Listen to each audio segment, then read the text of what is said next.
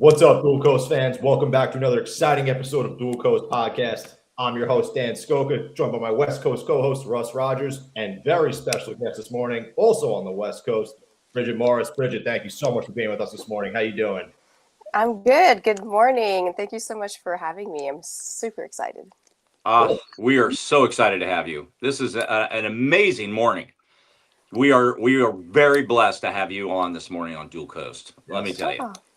So I'm going to give our audience a little background, which we were just kind of talking about it. But you and I went to a same event. We had no idea who each other were. We went to Arjun in San Francisco, went to his event, and it was an amazing event. Probably 250 people there. It was just, I think the high percentage of real estate agents, people in the mortgage business, something like that.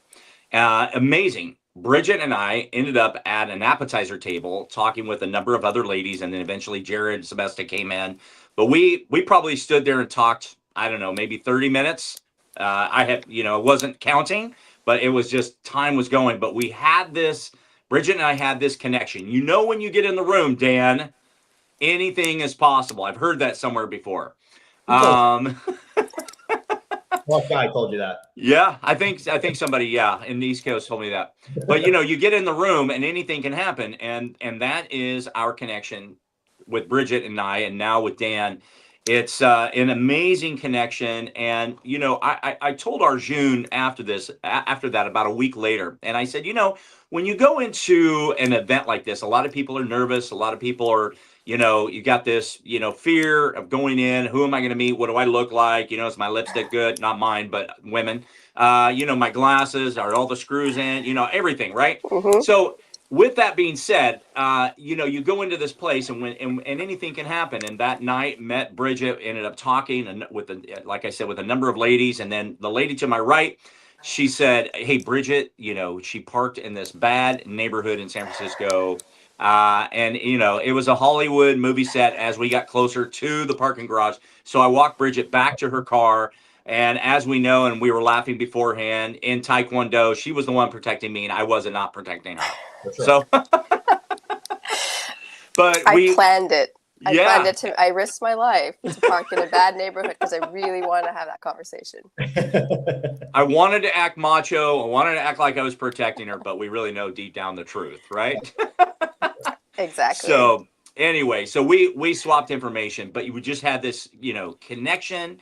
We've been talking since, and then not only that, but it's amazing, Bridget. Like when you deal with people and you meet people, when you go into these rooms, and me having met Renee V, also on the East Coast in Philadelphia, and then Mitzi Campbell. It's amazing. And then you just watch our podcast, you feel a connection. You reach out to both of them, unbeknownst that you have this knowledge of who we are with them. And then now you're going to be in a book, and we want to hear all about that. But we're so grateful to have you on today. We are blessed to have you on. And so just say a couple of words of just, what it's like to be here on your first podcast. Well, yeah, thank you so much for just the invite. I feel like, when things align, it's like the dominoes just fall. It goes. You're propelled forward, and we were meant to meet. And speaking of that specific event with Arjun, I know him actually through Taekwondo. That's really our background story. And so heading into this event that he had organized, like you said, it was mainly like real estate people. And I'm like, I know nobody. This is so not my field. I didn't know anybody except him. I had been to the previous event last year, which was fantastic. And at one point I wasn't sure if I was going to go, events thinking. And I was like, you know what? I'm just going to go. And normally, I'm an introvert. Most people think I'm an extrovert, but I'm an introvert. And so being in a room by myself, it's kind of like, I'll kind of just little squeegee myself into the corner and kind of like observe people. And last year I had brought a friend, and I was like, this year I'm going to intentionally put myself out there. I'm going to make sure I'm going to be alone and go through that, feel the awkwardness and just push through. And so when I was there, sure enough, like there were moments where I was just standing there by myself with my little drink, you know, looking around, and I was seeing the entire room. Everybody were in pairs or in groups. And I was pretty much the only one that was there by myself. And I was like, you know what, like, good on me for doing that. And I remember there were two things in Jared's speech, because he was one of the presenters, and he had said two things that I felt were really specific to me. And I was like, oh, this is like telling me I was meant to be here. And one of them was, he was talking, his quote or his saying was like, all in, right? It's kind of like, be 100% committed to the changes or whatever you want to do, not 99%. So all in. And I'm currently in the process of helping to organize the event apparel for an event coming up. And the previous year, the quote, it's like a martial arts event, and the previous quote was like born to win. So this year I'm like, I can't really use it again. Let me get something else. And I had come up with the sentence in it, I'm all in. And then I was like, let me just drop that, all in. So that's what was going to be on the t-shirts. So when he was talking and he's like, all in, and I was like, oh, that's weird, because those are literally the same words that I am doing for my event. Okay, cool. You know, I'm intrigued now. He's stealing your words. Yeah, I know. We're gonna have a conversation about that later. And then he kept going, and then at one point he was talking about his mother, and she had passed away on March 16th, which is my birthday. And I was like, okay, this is like, you know, 2 for 2. So I was like, so I knew I was meant to be there, but I just didn't know why, who, whatnot. And so sure enough, later on, the presentation were done, and we're all kind of like mingling. And I hadn't met Russell at this point. That's for the first time, really, when I walked up to that little cocktail table. You were there with other people. And then, we just kind of like struck up the conversation. And so so basically that was like us talking very briefly, but then I ended up coming back to the table, and that's when we really started talking a little bit more. And then you kind of escorted me to my vehicle. But I feel like being here, I guess to answer your question through the long route, being here to me, it feels so right, because it feels like it's the start of the next part of my journey. And it's kind of interesting because my journey has always been very, I guess, or my identity has always been linked to the martial arts side of it. You know, we have a martial arts school, my martial arts brand, you know, I practice martial arts. Everything is very martial arts. But a lot of people don't know that I also have Crohn's disease, and I've been diagnosed with Crohn's disease, and I've been, you know, living with it for 22 years at this point. And the battle has been like such an important part of my life, but nobody knows about it. Like I was thinking about it the other day, and I think that probably of everybody that knows me or knows of me, a good maybe like 5% actually know of what of my Crohn's disease. And very few people know the actual struggles and my actual life story with that. But it's such an interesting thing, because I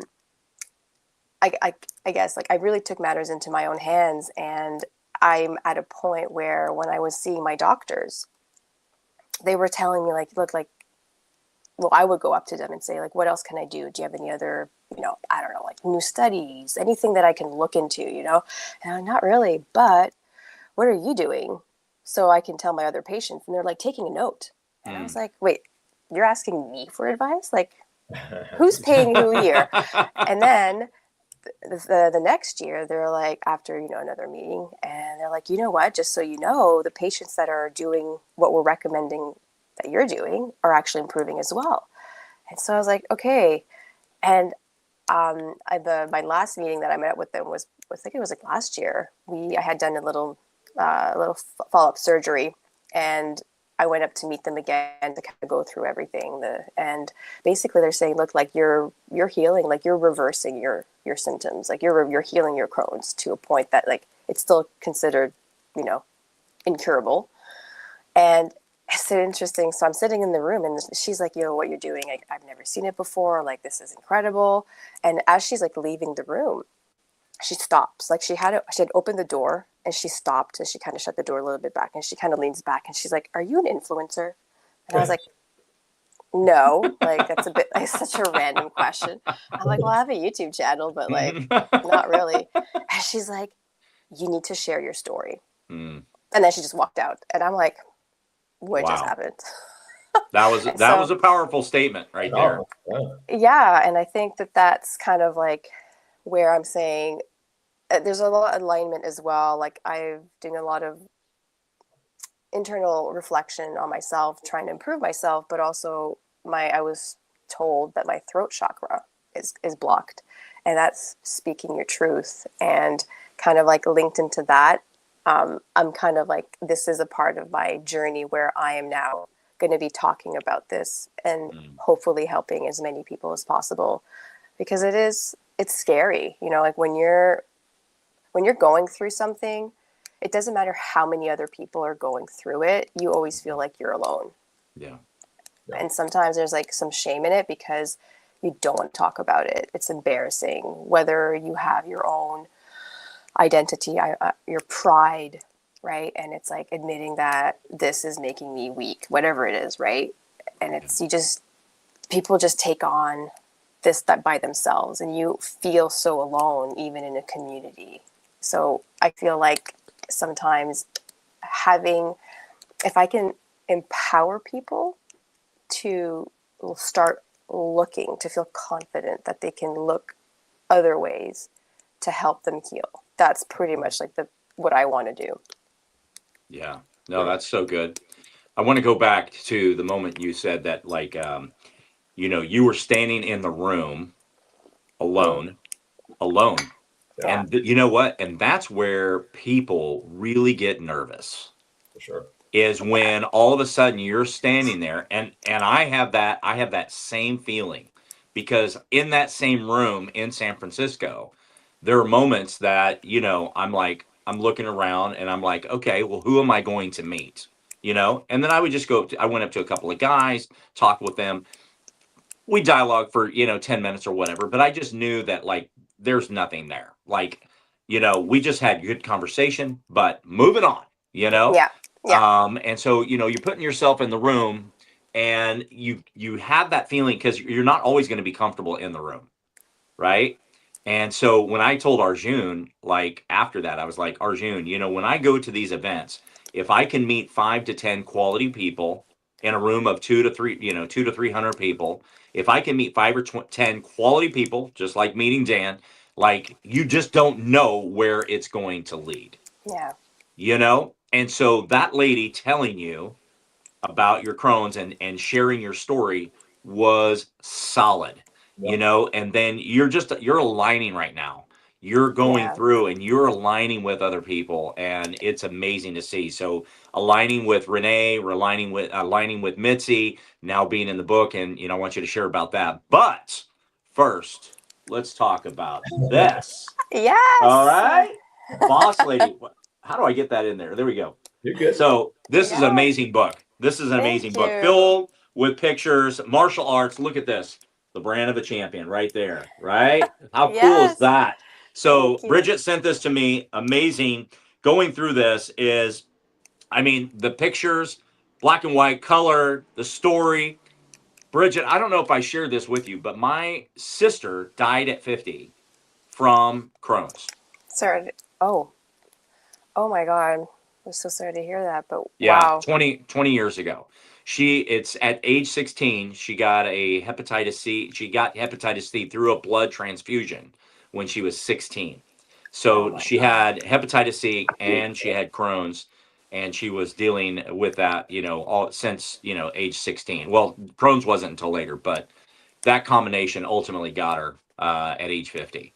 Wow. So Crohn's, when you talk about Crohn's, like, it's deep inside of me. Like, there is meaning behind it. So I would like for people, to know, like, how did you find out that you had Crohn's? Like, what were the symptoms? How did, what age about did you come to knowledge with that? And how did you go from there to where you are now? Yeah. So that's like a 22-year story, but Yes. no, it's funny because you hear the start of a lot of different people, and I feel like the start of my story is different. Like I was diagnosed when I was 18. I was growing up a very active person, very healthy. Like I had really nothing wrong per se. Like I didn't really have any allergies. I didn't have anything. Like, and I was so active, so active. And then it was in my high school. Like I was 18. I was about to graduate, and I was trying to fight this cold that it was like a tough cold. And so I went to my doctor. My family doctor prescribed me some antibiotics, and that pretty much did it. I didn't really know, but like tracing it back, I took the antibiotics, didn't take anything else after, like, like no yogurt, nothing to rebuild the internal flora, nothing. And so I took my antibiotics, and then I got diagnosed with mono. And then basically a month later, that's when I noticed that I had like diarrhea, and it was like consistent. And then I started seeing the blood in the stool. And I remember, your mom just knows everything. And it's like, sometimes you're like, I thought I was a one up on her. And it's like, no, she knows everything. And so I had went up to my mom and I said, like embarrassed, right? 'Cause it's like bodily functions are not really something as an 18-year-old you want to kind of like talk about. Right. It's like, hey mom, like I've had diarrhea and I don't think that that's normal. Like, and she's like, yeah, I know. Like embarrassing. Thanks, yeah, thanks for making it even more embarrassing. Thanks, mom. But anyways, that's when we went on this journey. So we spoke to the doctor, and basically I couldn't get anything to see a specialist until the end of the summer. And so I had to wait, and that was honestly the worst summer of my life. Like it just got worse and worse and worse and worse, to a point that like I had to be seconds away from a bathroom just by moving a little bit, or else there would have been an accident. And no, so I didn't leave the house at all.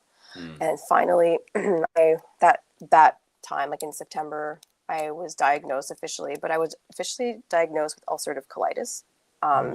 And I guess like this is why I say I'm lucky in my unluckiness, because being diagnosed with ulcerative colitis led me to having the surgeries that I have that saved my life, to now I can like live the way that I am living right now. Yeah.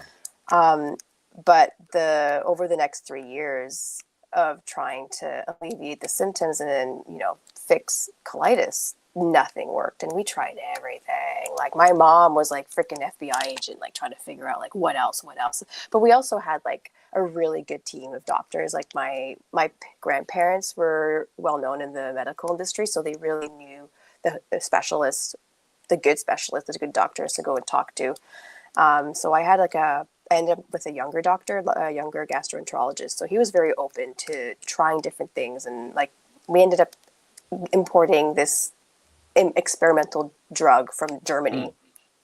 Didn't work, but we were really trying different things. And basically to a point that my body was just like Crohn's was just getting, it was colitis. It was getting so bad that I was like sleeping 20 hours a day.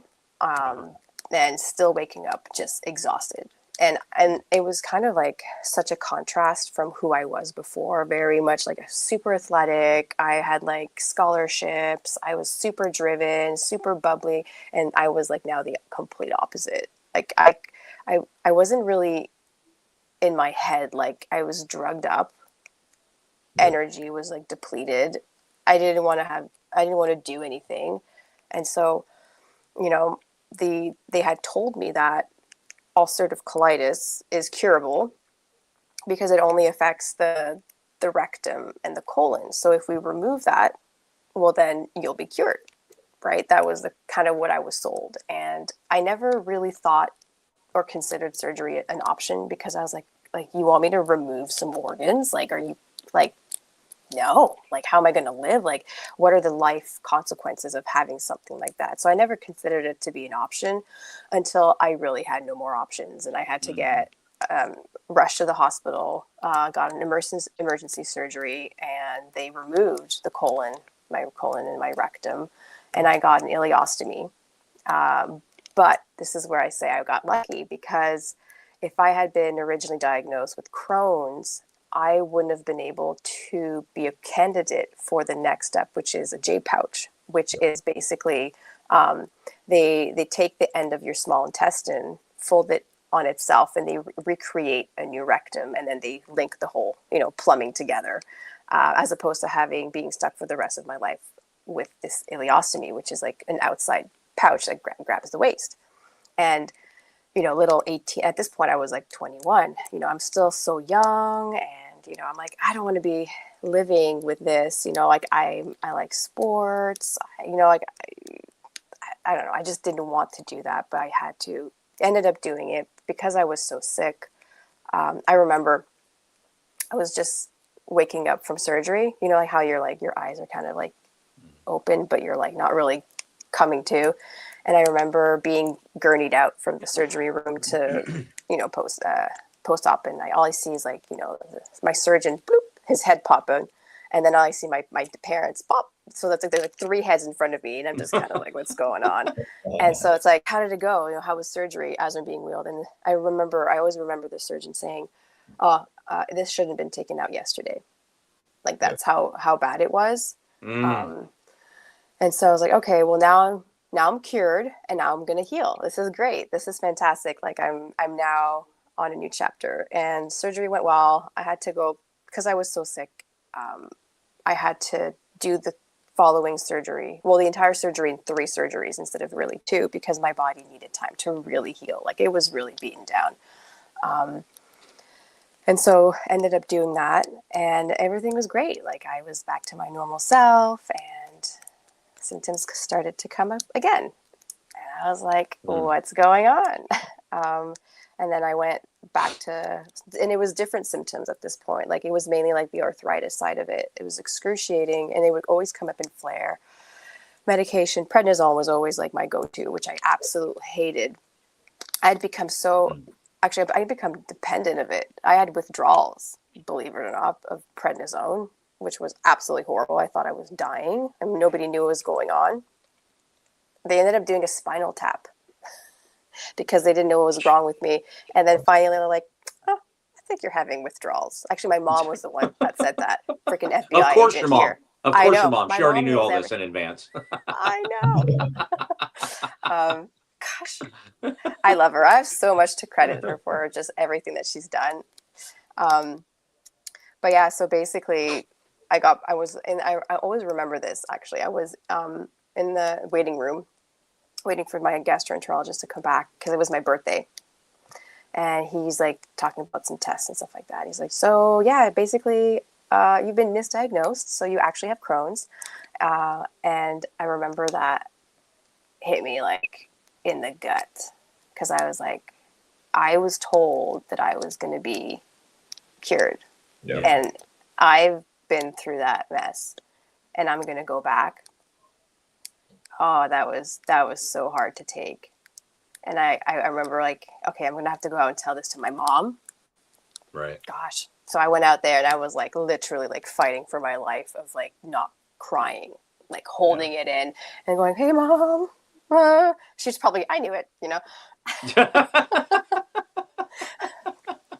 But the thing is, was that, I laugh now because I've really had to deal with it, and I've processed it. But I remember going back to my apartment that day. My mom had driven me back, and I walked in through the apartment, and then I just shut the door behind me, and I took a couple of steps forward, and my knees just buckled, and I just like collapsed, and I was like sobbing, like just like I think it was all the emotion, the stress, the everything of the whole like previous 4 years, the ups and the downs, was like, and now here I go again. And I was like, oh my God. And it was just like that was such an impact on me. And then I was like, and I had my moment, and then I remember just going, I got up and I was like, okay, how you just shake it off, and you're like, all right, let's do this. Yep. Yeah, back on it. Let's do this, right? But yeah, so, and again, like same roller coaster, trying different things, and nothing really worked. And it was like delaying the process, but you're slowly like dying from the inside. Like everything is just like slowly shutting down. I was just really slowing the process down with different things. And I just remember one night sitting in bed thinking like, this can't be it. Like, this can't be it. And then I also had a moment of like, because like I would go to my doctors and I would always ask, like, what else can I do? Like, what else do you have? And they're like, well, of all of our patients, like, you're the one doing better. Not that it's a competition, but it's like they didn't know how to deal with me because I was already doing so much better than most people. And I was like, no, like, what else is there? What else is there? There has to be more. Like, I'm obviously not getting better. I'm slowly getting worse. And I felt like at one point, I'm like, do I even, like, I feel ashamed of thinking it was okay to even be better, because I knew that there were so many people out there way worse than I was, and they're struggling, and I'm still living a good life, you know. But I was like, and like, I remember thinking like, no, like there has to be something, and I decided from that moment on, like, I'm gonna start doing my own thing. And it was frustrating because I felt like I was following everything that my doctors were telling me. And I guess the perfectionist in me thinking like, you know, if you study, you'll get an A plus. And here I was like studying. I was doing everything right. Everything my doctor was telling me, like, why is it not working? And so I was like, all right, I'm going to do something different. I'm going to start taking matters into my own hand. I'm going to start doing my own research. And basically I started really going down the holistic side. And at first I wasn't really getting that kind of support from the doctors or the medical industry, which at first I thought was quite frustrating. But then I also understood that that was also out of their scope of knowledge. And so it's not like they knew, so they couldn't advise. It's like, well, I'm going to listen and see what happens, but I'm not sure if I can support it because I don't have data that supports that I know of, right? But yeah, I mean, ever since doing that, I've really dug deep into figuring out my body. Like, I've learned so much about my body. And I think the number one thing was that your body speaks to you on a daily basis. What it needs you to stop doing, you know, everything, deficiencies. The only thing is we just don't speak the language. We were never taught the language. And so if you start understanding what these signals are, right? Like, the easiest one is like, if you have a headache, like the first thing people do is like, oh, Tylenol. It's like, normal, and well, why don't we do the list? Go, like, first thing, most people are just dehydrated. Just drink some water, hydrate yourself, and within 20 minutes, less than 20 minutes, your headache will go away. If it doesn't, all right, something else. Let's troubleshoot. But it's like people are so quick to, like, you know, headache, oh, pill. It's like, well, what is the body? Your body's telling you something. What does it need? Right. Yeah. And so it's really learning to trust your body. And this was a moment, actually it happened like probably a few months ago, where I had this like little epiphany where, you know, throughout this entire journey of dealing with Crohn's, I was being told, because that's what they knew, that my body was always the problem. Like, it's attacking myself, it's attacking my organs. But in real life, like, my body was always a solution. I just needed to trust it and listen to it. So, yeah. Wow. Well, Dan, I question for you. Like, you know, I know you're not a Crohn's specialist, but you're in the medical field. Like what is going through your head as Brigitte is sharing her story? I agree with a lot of what she said as far as the holistic approach and everything, because it's not really something that's taught so much in the medical field. And a lot of doctors kind of don't look at that side of things, but there is a lot of realistic approaches in holistic medicine simultaneously. And, you know, Crohn's and UC kind of have a lot of similarities in their early diagnosis stages. So a lot of, you know, sometimes you can't really tell. But yeah, it's a powerful story, honestly, Brigitte. I mean, unbelievable. And you've been dealing with this since what age, you said? 18. 18. Yeah. I mean, I'm not a Crohn's specialist. I don't do any kind of GI work, but I do agree that there's a lot of methods and a lot of modalities that are overlooked for those type of diseases, especially autoimmune realm. I mean, it's unbelievable, honestly. Unbelievable. Well, the funny thing was that, like, apparently this is what I was told afterwards, right? Because again, like when something happens, you're in the diagnostic stage. Like you're poking around, what's going on, and it's only like later on you're like, okay, now I have all the cards. Now I can figure out what my best play is. Yeah.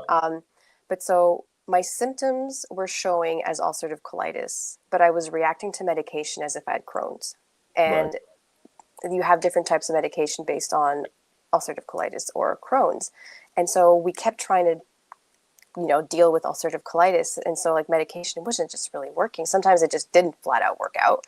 No. And sometimes it would work, but then it would always end up taping out. But that's why it was difficult. Because like technically it was my rectum and my colon were really, really bad. And in some cases where Crohn's is, ulcerative colitis is so bad, the inflammation will start getting into the ileocecal valve and maybe start getting into the ileum, like the start of the little intestine.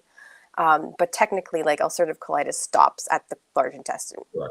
Whereas, and that's what was happening within me. But towards the end, there was a little bit of inflammation heading into, and that's where they're like, well, I had been seen by, I think it was at least 4 specialists. There's 3 specialists plus one surgeon. Yeah. And they all had said, no, like this is a typical case of like a severe ulcerative colitis. I was young, and they're like, you're a perfect candidate for this surgery, the J pouch. The surgeon was actually amazing. It's funny because I feel like both of my doctors' names were like funny. So one of my gastroenterologist, his name was Hazard. Wow. But then also, where does that originate from? Where does Hazard originate? Like, you know what I mean? Dupes. Yeah. There you go. But then that's the profession decided to go. Like, I'm a doctor. But then my surgeon, his last name was Boucher. And in French, that means butcher. So it's kind of like, and you're going to be a surgeon. But he was actually very, very, very good. He came from Boston, and he was now living in the Ottawa area because he had gotten married. But he was also a specialist in laparoscopy, and he was coming in to teach how to do the J-pouch procedure through laparoscopy, because back in the day, they would literally and that was another reason why I didn't want to do it. They would slit open your stomach, open it wide. And so I would be stuck with a massive scar down my stomach. Whereas he did it through basically there was 9 incisions, tiny little incisions, and they put cameras and, little wands. And so it was done very, very well. And so I was actually, I think I believe they recorded my whole session. And so, and they had put me in the observatory area. So people were watching from the top, and then they were recording. So they were teaching how to do this. And so I was very lucky in that sense as well, because the healing process was much quicker, but also I don't have a massive scar down my stomach. No. Yeah. Laparoscopy is kind of the mainstay now that, for most of those treatments, especially UC, and they do everything through laparoscopy now. It wasn't like that though. It would always be open procedures. Like anybody you see from back in the day with an appendectomy has a huge scar across them. Now they do it through port incision. Same thing with gallbladder, cholecystectomy, same thing. Everybody's got 3 little incisions now. It used to be a big scar down your stomach. Yeah. It's crazy. And you're trying to sell that to me as an 18-year-old. You're going to have a massive scar. I was like, no, what about bikini season? Are you kidding me? And it's all this kind of as an 18-year-old, very insecure and all that stuff. And I was like, oh my God, no. Of course. But yeah, because we're talking about, this was over 20 years ago. Right. I would imagine. Amazing. Yeah. I would imagine, not to change the subject here, but I imagine this built a lot of mental strength in you through the years, and you kind of turned this into a fortitude idea and started pushing forward. And, just from a breaking barrier standpoint, I kind of want to get into this question, but you became the first woman on the board of directors for the ITF, right? Yeah. Here, but I mean, you kind of turned this into a position of pushing forward. Tell me a little bit about that. Yeah,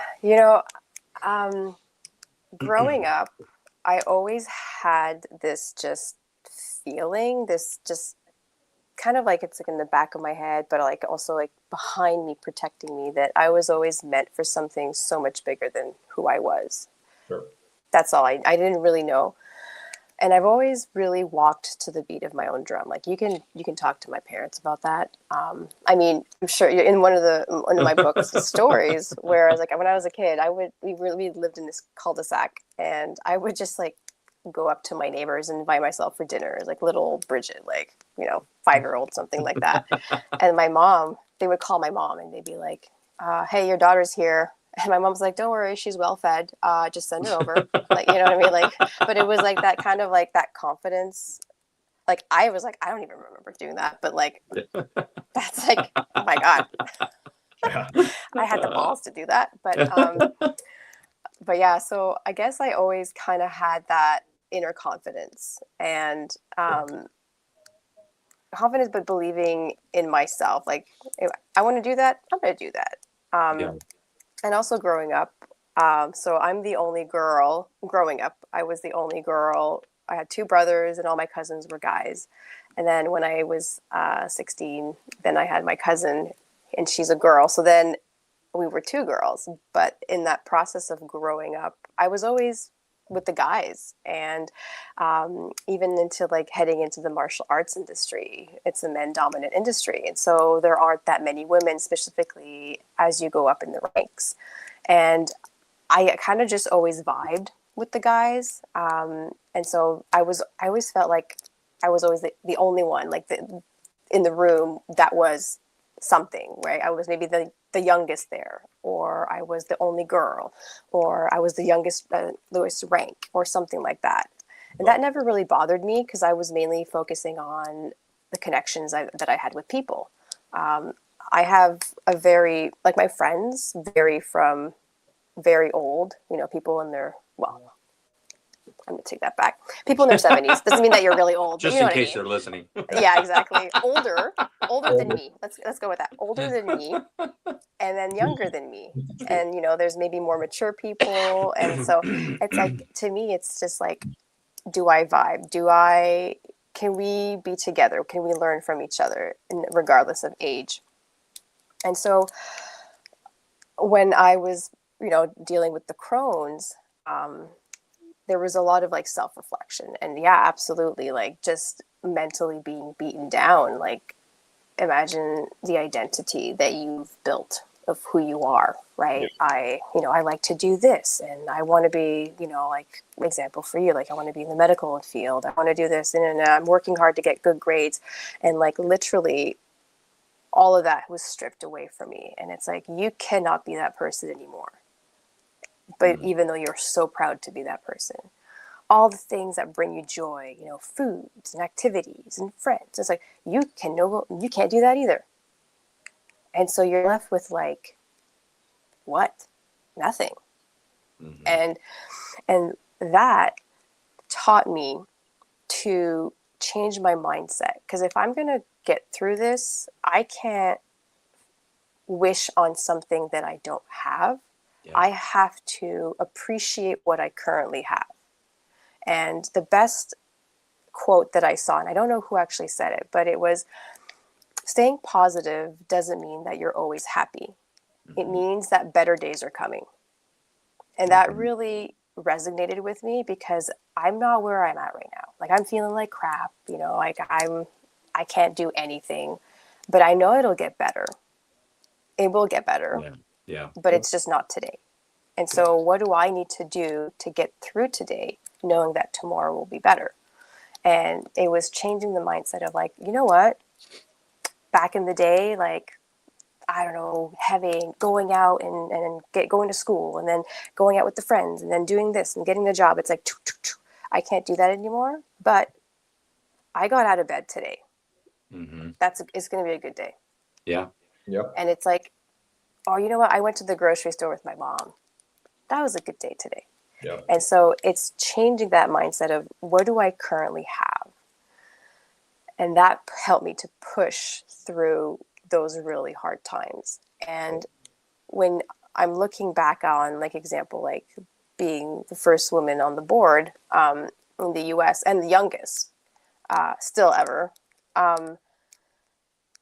It's when you enter the room, you're really, okay, it sounds stupid, but you know what you bring, right? I know what my value is. I know what I'm good at, and I can stay in that realm. Sure. And I'll be honest, if I don't know that or whatever we're talking about, I'll just know it. I'll tell you. But it's that mindset was really, really what helped me to push me through that, but also all of the other things moving forward, like me being the owner, like the co-owner of Mighty Fist, which is a martial arts brand, and I'm a woman in a men-dominant industry. A lot of guys didn't like that. Most guys do in the Western world. It's kind of fine, you know, Canada, US. But when you deal with other countries, like I remember when we were first starting Mighty Fist, we were in Europe somewhere at an event, I can't remember exactly where, and we were talking, my husband and I were genuinely talking to this gentleman because he was genuinely interested in wanting to be a distributor in this country. And I was the one talking to him, but he didn't look at me once, and he didn't reply to me. So I was asking him a question, and he was replying to my husband, looking at him. And then I would, you know, reply to his question, and then he would still only look at my husband and reply to him. And I'm kind of like, hi, yeah, still here. And I remember like that was like, I felt so insulted. I was like, because I took it personally, right? I was like, Yeah. How could you be so mean, like nasty, right? Like it's like I'm a girl because I'm thinking that it was my fault, but then it made me think he was raised that way, or it's a him problem, right? It's not a me problem. And so that was also another moment of like reflection of like believing in myself, believing in my own capabilities, that kind of focusing on what you do best. So that was another challenge. And that was a moment of many situations of just trying to have to prove myself. But I think that also kind of like connecting the Crohn's, the reason why I didn't really like talk about it publicly was here I was really getting into the martial arts world, and we were being propelled forward. Like our product really took off. It actually revolutionized the ITF Taekwondo world. And now we're slowly kind of bringing that fabric into the karate world, and it's kind of doing the same thing. And so the brand itself really took off. And here I was in a room. I was always in a room still, like the only girl, the youngest rank. And it was always these like looks of like judgment, like, what is she doing here? Right? They'd always assume it was my husband, and it was him. Whereas like, what do I have to offer? Nobody knew. They didn't really want to give me the time of day. But it was funny because growing up, always being the girl with all my brothers and my cousins, I was still comfortable in that kind of environment. But it was having to navigate through that and understanding. And so I didn't want to talk about Crohn's to people because I felt I didn't want another element that could have been against me. People thinking like, oh, she's a girl. Of course she knows nothing of martial arts. Plus, oh, and now she's sick. Like, we can't rely on her, you know? And so I didn't want to tell people, but that was my own battle to deal with, because I don't think that anybody would really care anyways. They would probably be like even more compassionate. But to me, like, I was so driven on the results, and I wanted to help people, and I wanted, I guess, to prove it to myself as well. I think in the end, that's kind of what it was. So yeah, just the mindset of pushing through. Yeah. That's awesome. It's amazing. I feel like it's very hard, you know, what you said before, you have to know your value when you're in those rooms. And I feel like everybody around you a lot of times is testing it to a degree, no matter who you are. And you kind of have to just keep that mindset that like, I can bring this to the table, or I bring this to the table, and you have to zone everything else out. And I'm just going back to what you said before about being in the room, kind of like by yourself, standing there, you know, it's harder to keep that mindset of like, okay, I bring this value. I'm going to start talking to these people. I'm going to see what comes out of it. I'm going to talk to these people and see what comes out of it. But you got to take some risk there once in a while, and like just kind of put yourself yourself out there and see what happens. And like, you know, I say this to Russ all the time, like he got to put yourself in the room thing for me. Right. So, Yeah, absolutely. but it's just the truth. But like, I feel like people always have a little bit of a judgment, and sometimes you're inside your own head simultaneously, I think, because that value that you know you bring, everybody else might actually see it sometimes, but you kind of are your own worst enemy, you know, because, you know, you got to kind of just put it out there and see what comes out of it. But I totally agree with, you know, everybody wants to test your value a little bit. Yeah. Well, you always tend to push yourself down. Yeah, for sure. Like, and it's interesting because in the martial arts industry, as you're going higher up the ranks, you don't want to be arrogant. There are a lot of them, but the point is you want to stay humble. So you want to kind of put yourself down so you're not. Sorry, I need to be careful on how I say this. You don't want to be arrogant. So you're trying to kind of like pretend that you're not on that pedestal. Sure. But it is your students' responsibility to put you on the pedestal. So that relationship is like, we see the value, we see, you know, the recognition of what you're doing for the art, for us, you know, as a teacher, whatnot. But it's not my job to be like, well, of course, yeah, ha ha ha, like I'm the best. It's like, you know, so it's that kind of like juggling. But I think that sometimes we always hide. We like to hide behind that when it comes to our value. Sure. We use it as an excuse to not do something that scares us, because something that scares us normally has to do with something that is unknown, like you haven't done it. Yeah. And I don't know where I saw this, but I think it was like a professional athlete that was talking about, you know, just the emotions, because they were talking like, oh, you know, like it was like a big fight or something like that, and they're like, how do you get not nervous, you know, going before this like massive like event that's like super important, right? Sure. And he was talking about how the energy that is expressed through, you know, nervousness is basically the same as being excited, but one is negative and one is positive.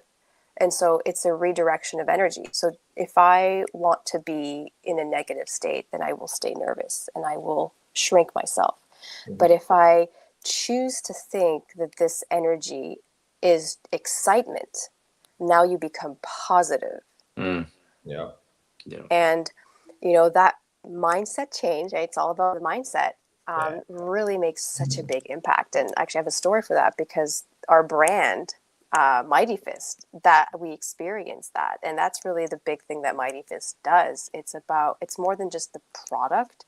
It's about how people feel when they wear our product. And I remember, this is in 2014, we were in Jamaica.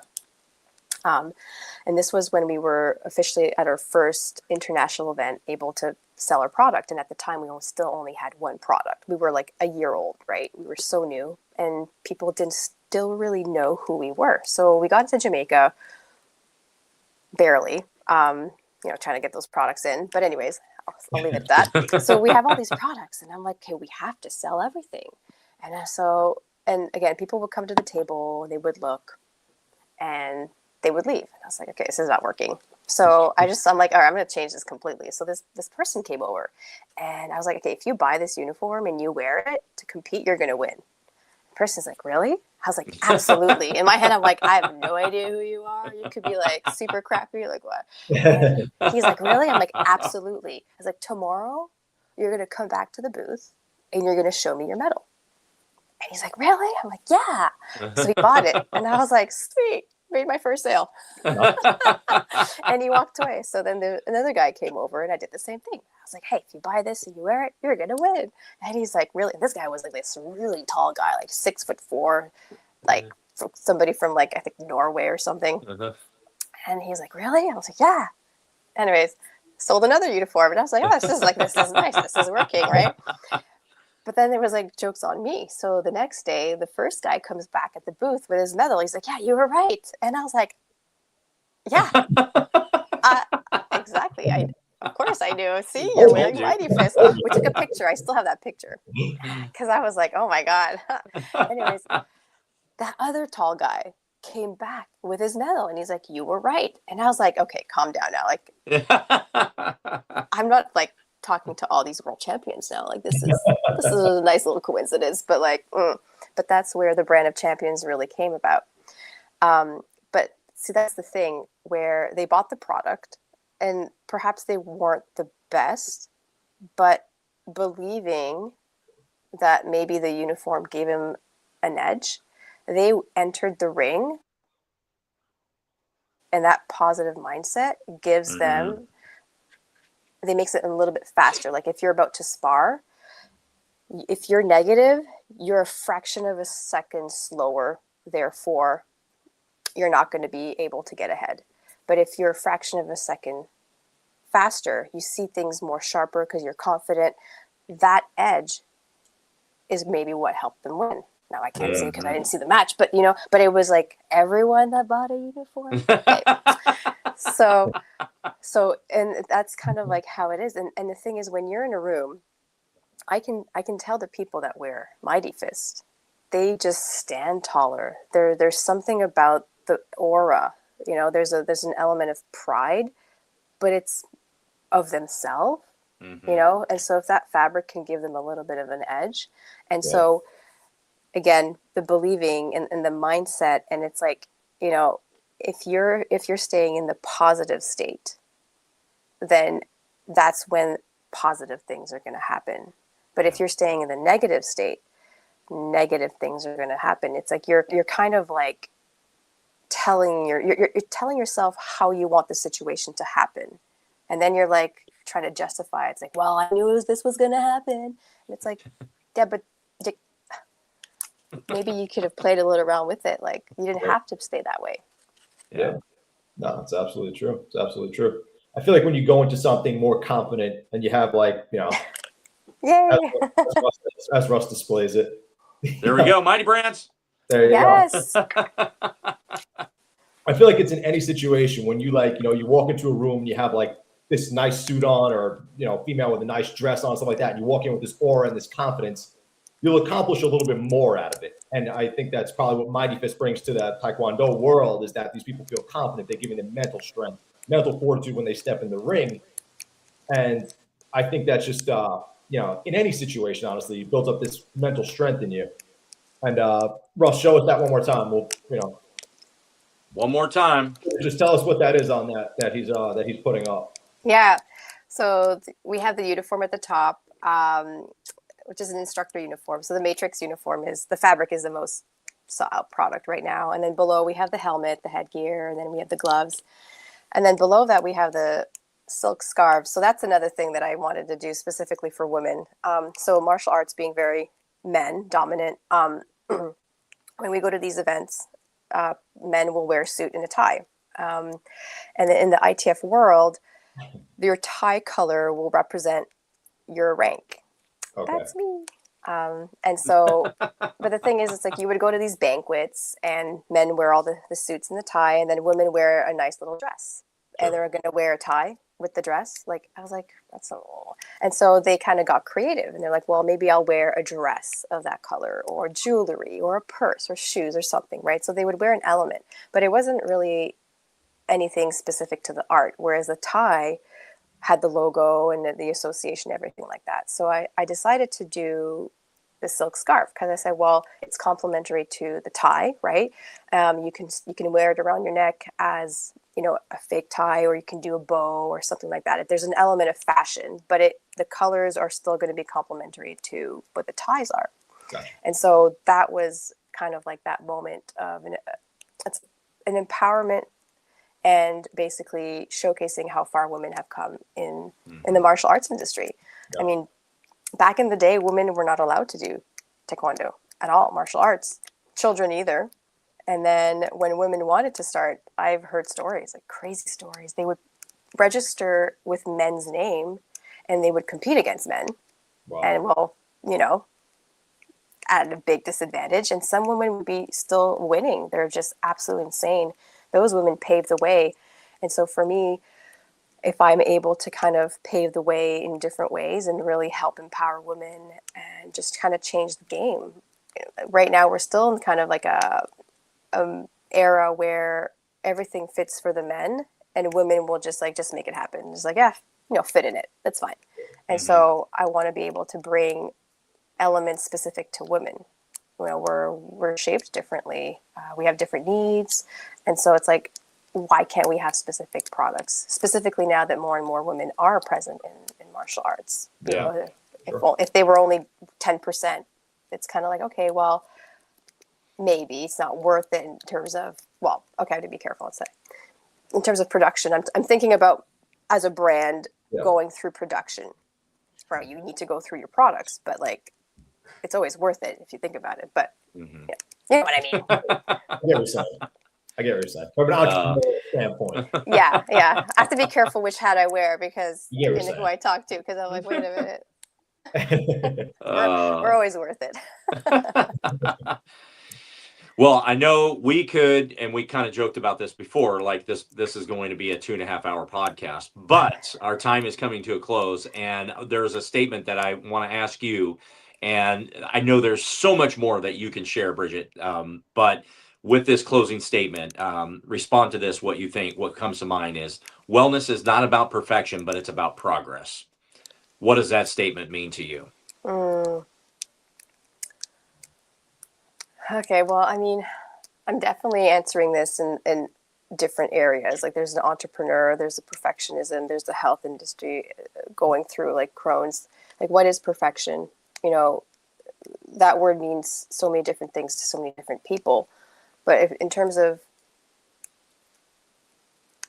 I guess, a plan, it would be the goal. Perfection is the goal, right? I want to lose weight for a competition. I want to gain weight, lose weight for the wedding or whatnot. That is the goal. And so as you get there, that is the journey. Yeah. That is very fluid, right? You have ups and downs, but through it all, you figure out who you are. You gain so much more in the journey.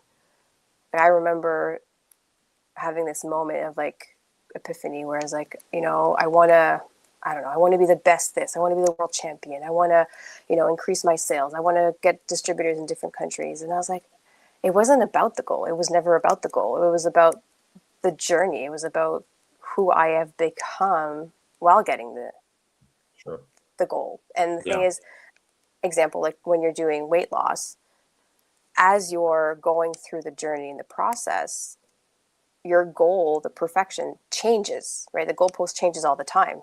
It was like, oh, well, I lost all that weight super quickly, faster than I thought. So now this changes to that. Or like, oh, I thought I wanted that, but I really don't want that anymore. I'm going to change it to that. And so what is perfection? What is the goal?